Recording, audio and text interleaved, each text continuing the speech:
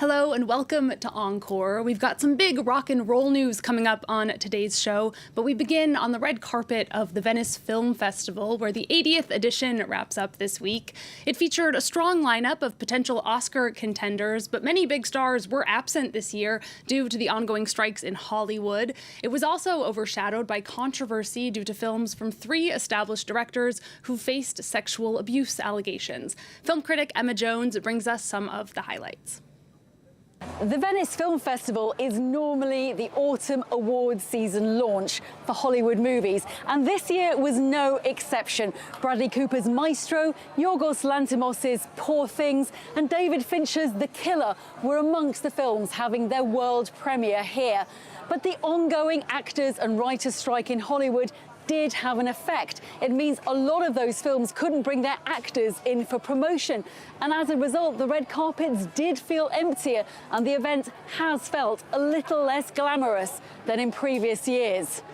However, some studios have already come to terms with the unions and were able to send in full cast to Venice, and that included the film Ferrari by Michael Mann, starring Adam Driver as racing legend Enzo Ferrari.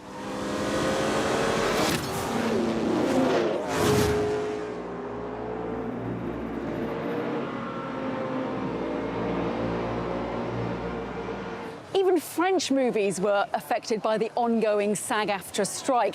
That included Bertrand Bonello's The Beast, starring Léa Seydoux and George Mackay. It's a very ambitious film. They star as a couple living in past, present and future, and it's loosely based upon the Henry James novella The Beast in the Jungle. Léa Seydoux and George Mackay did not attend Venice to promote the movie, and Bonello said he was disappointed, but he did understand. I talked a lot with Léa and with George about that, and with the agents. I mean, I understand. I mean, of course it's sad, because it's been a hard film to make, and presenting here is like something joy, and I've loved to have George and Léa next to me, but of course I understand what's happening, and what's happening is very important. So I support with the strike with them, even if I'm not an actor. One Hollywood movie that I really liked and again was able to send a full cast to the festival was the movie Priscilla by Sofia Coppola. Now, she is a former Golden Lion winner here at Venice, so the festival's very dear to her heart. And Priscilla is a movie about the relationship between Elvis and Priscilla Presley, all taken from Priscilla's viewpoint. Now, it looks very much in Sofia Coppola's trademark. Let's take a look.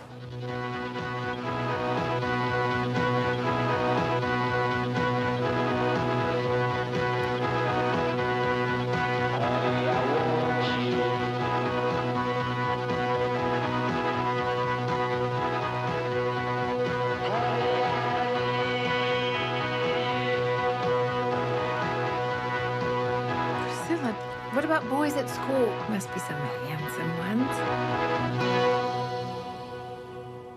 Perhaps the absence of Hollywood stars gave European talent a bit of a chance to shine, and that includes legendary French actress Isabelle Huppert, who is in Venice with a gorgeous film in a sidebar competition called Sidonie in Japan. Now, she's working with director Elise Girard on this movie, and she plays an author. She puts in a great performance as this woman who's still in love with her dead husband, but a trip to Japan opens up new possibilities before her. There were 3 directors showing here at Venice whose presence was perhaps not welcomed by some feminists. One was French director Luc Besson, appearing in competition with his film Dogman, starring Caleb Landry Jones as a recluse who has a pack of dogs to do his every bidding. Then there was Roman Polanski showing his grotesque comedy, The Palace, though Polanski himself, who is 90 years old, was not present at the festival. Now, this movie of his, which considering his last movie, J'accuse, did so well at the box office, this film, The Palace, really had bad reviews across the board. But not so Woody Allen, who at the age of nearly 88 has made his first film in the French language. Coup de Chance is also set in France, and it's had rave reviews, with a lot of people saying this is Woody Allen's best film in 10 years. J'ai croisé un type que j'avais pas vu depuis le lycée. Genre, il a un pacte, tu m'as reconnu. Je t'aurais reconnu n'importe où. J'étais fou de toi à l'époque. C'est incroyable de tomber sur toi.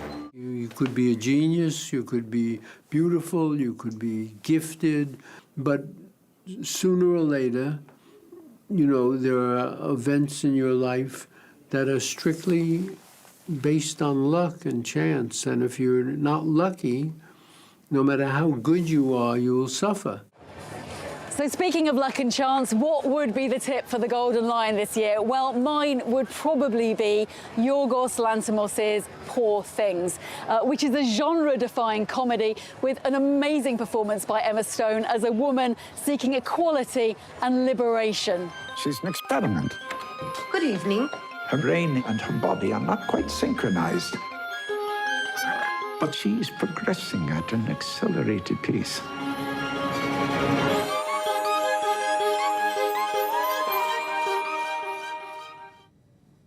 Emma Jones there with the highlights from the Venice Film Festival. Next, we head to London, where this week legendary rockers the Rolling Stones announced their first new original record in almost 2 decades. Hackney Diamonds comes out October 20th. It will feature a guest performance from Lady Gaga and 2 tracks recorded with the group's late drummer. The 3 remaining Stones announced the album at a special event. Siobhan Silk brings us the details. You can't always get what you want, but Rolling Stones fans are finally getting satisfaction. A new record, 18 years after the legendary band's last studio album. We have done something when we've been on the road most of the time, but we were a bit too kind of like lazy, and then suddenly we said, well, we go. Let's put a deadline. Hackney Diamonds will be released in October. The first single, Angry, is out now. Keith and I thought the theme of the album should be... You're getting angry as I'm saying every this. track should be angry. So then we had a second idea, which was not to make it about angry every track, but to make them a bit more eclectic and have a few love songs and ballads and country kind of things. Over the past couple of decades, the Stones have continued to put out live recordings and reissues, as well as a cover album, but this is their first original record since 2005, and the first without late drummer Charlie Watts, who died in 2021. Ever since Charlie's gone, it's different, of course. You know, I mean, he's number 4. He's missing, he's up there. We used 2 of the tracks that we recorded with Charlie before. The Stones have now been rolling for more than 60 years. Frontman Mick Jagger has just turned 80. Keith Richards and Ronnie Wood aren't far behind. When the singer wants to make a record, you record him. Because you never know the next time you're going to get it. You've got to keep your fingers moving when you get to our age. Yeah. Keep everything moving.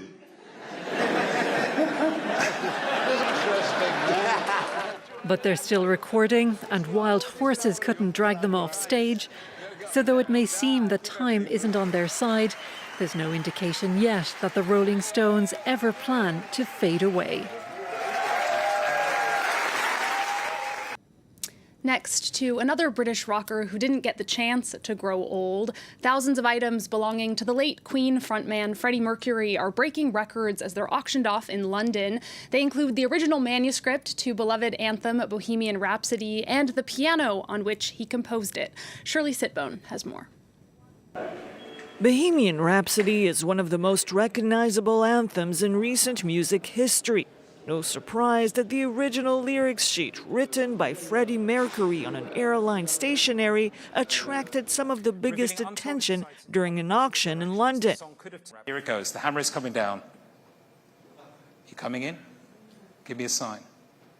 And we sell at £1,100,000. So, thank you very much indeed.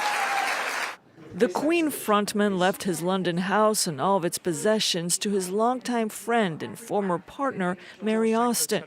Photographs, furniture, his crown, and even his home's garden door. 40,000 items are going under the hammer, including the baby grand piano on which Freddie Mercury composed many of the group's biggest songs. Selling it here at Sotheby's for the baby grand. It's £1.4 million. The hammer is up. I'm selling it here. Final warning, at $1,400,000. Sold to you. Thank you very, very much indeed. $1,400,000. Another series of auctions will take place over the coming week. A portion of the proceeds will be donated to the trust set up by the singer's fellow band members and manager, which supports HIV initiatives across the world. And we end this edition with some new music out of the UK. Electronic dance duo The Chemical Brothers have just released their 10th studio album. For That Beautiful Feeling features vocals from French singer Halo Maud and American musician Beck. It is getting rave reviews from music critics who say that even in their 50s and after 30 years in the business, Ed Simons and Tom Rowlands still know how to make you want to dance. We can leave you with a clip from that album. Thanks for watching. You can always find more culture news on our website, and there's more news coming up on France 24 after this.